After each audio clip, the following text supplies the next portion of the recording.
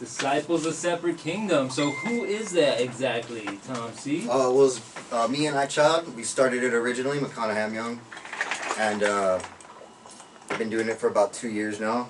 And then we just released our first official album. It's out everywhere. You can listen to music pretty much online. So Spotify, Amazon, SoundCloud. We even have our own website. If you want to go check it out, you can actually get the whole album for free. Really? Yes, download it for free. It's dskhiphop.com. DSK. So the letters DSK Hip Hop. D is in disciple, S is in separate, K is in kingdom, hiphop.com. Alright, you heard it here first. Go to dskhiphop.com. You can download the whole album for free.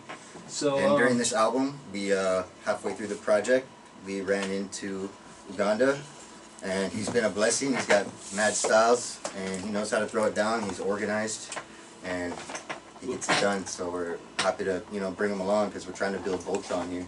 Right. You know what you want to talk about? We don't play. All right. What's up, Uganda? How you doing tonight? Yo, I'm just here with the crew. Definitely, just listening to these beats that they have, that flow, and it gives you that feeling that you want to let loose, and I love it. North Shore Kauai boys, you know how they get down over here, and I'm looking forward to our show coming on the 27th. It's really been awesome. Ever since I met ToMC, ever since I met him, I've heard some of the baddest beats I've probably heard in a long time, and they touch close to home, hip-hop for real hip-hop, because there's a lot of stuff out there, and I think people get it confused with what real hip-hop is. I'm from Chicago, born and raised. I lived in LA, and my name is Tasuni Uganda, so it's like KRS-One. People don't know Chris. My pinnacle to the game, I would have to say, and playing when I feel like I touched the top, is when Chris handed me the mic.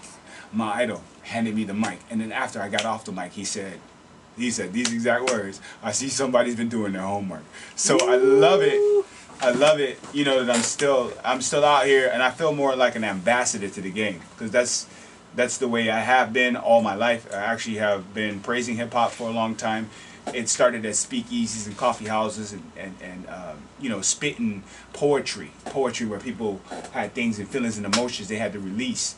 So a lot of people get it confused, what hip hop really is, and knowing the back or the real law of it when it first started.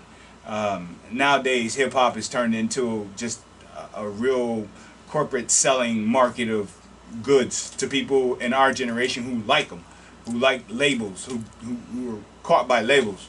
You forget a label. Yeah, you got Justin Bieber playing hip hop now with all these new guys out there. Yeah, forget a label. You can't identify me. You can't identify me with the revolution of people. You can't identify me with the revolution of the truth, where we unify and enjoy music together and really build on maybe coming out of the poverty level of hell, because people don't understand that in those streets, those kids are out there trying to get their name to fame, and they want to be artists. They want to be, a Picasso, but they ain't got that kind of money. Want education on a certain level, but don't have the brain sense for that. But they can put these two beats together. It's a lot of things that people don't understand what it's really about. You touched on so many things there. Everything you're saying is really resonating with me. And I had a similar conversation recently with a friend about hip-hop culture and where it came from, and impoverished communities rising up against the oppressor, creating this revolution, this community, and that has been so cannibalized. It's been taken over by commercial corporate America. It's dug its claws in, it's picked at the bones, and what is left, it doesn't even really resemble. It's kind of like the whole system just tries to do that. They just exploit everything that's real, Right, and that's why, so I'm going to tie it together here. I really like what you guys are doing, because the Hawaiian people and the people of the Hawaiian Islands have been trampled on and oppressed for a very long time. It's still continuing. And it's still, no one really says anything. It's not even really known about in the mainland, for instance. Right. People they have a whole different aspect on what's really going on here. Visitors come and go, they get on the cruise ship, get there late, eat their pineapple, they bounce, they have no idea what really is happening, the people, the community.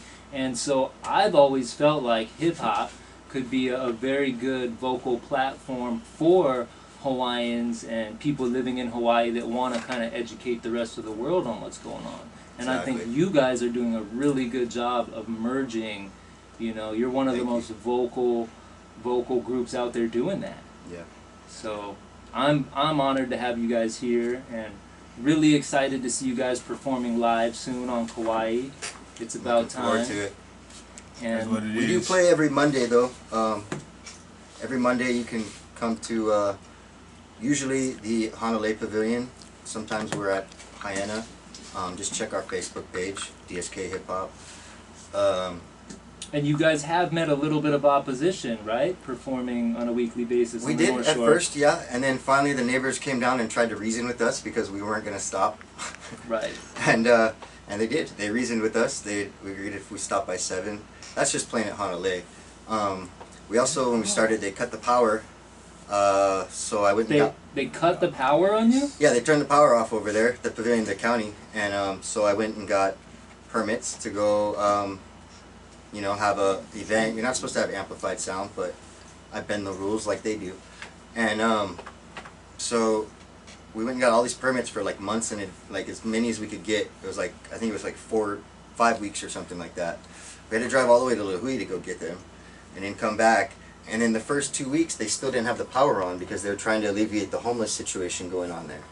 But so by alleviate the homeless, you mean take away their access to power in a yes, public place? Exactly, yes. Okay, right. So I wrote a letter to them stating that, you know, this is ridiculous. Like, I've already wasted my gas to get down here to get these permits, and you still haven't turned the power on. And if you weren't catering to the rich people coming over here and raising the property tax, which pushes out the poorer people that can't afford it, then you wouldn't have the homeless problem. But since you're the county, it's your problem to take care of them and provide a shelter for them, which you are not doing. So Right.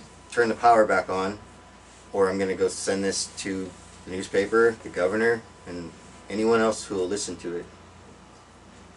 All right. Well, I envision a block party-esque scene, completely permitted and legal, where we include and invite the, I don't even like the word homeless. You know, I got a lot of friends and family that are living without homes here. Some of them, it's a choice, you know. Some of them work 2 jobs. Yeah. You know, it's pretty crazy nowadays. But I would like to create a space where they're invited.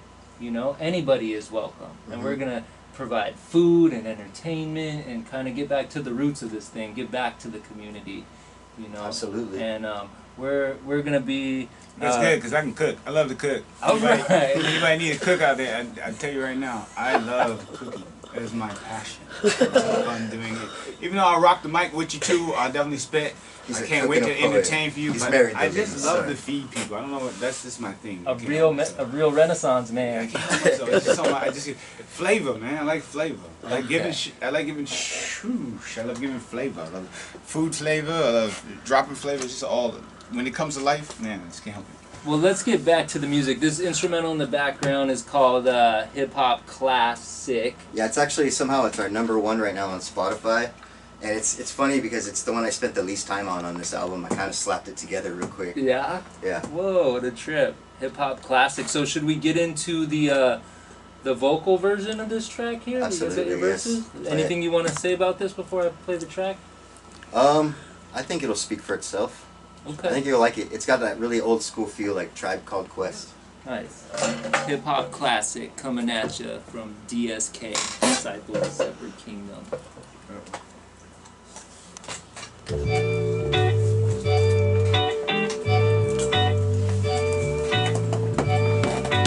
Nice. You guys sound very comfortable. On the mic. Yeah, we all up in this shit. I'm going back to the top from up north to show your work, killer step.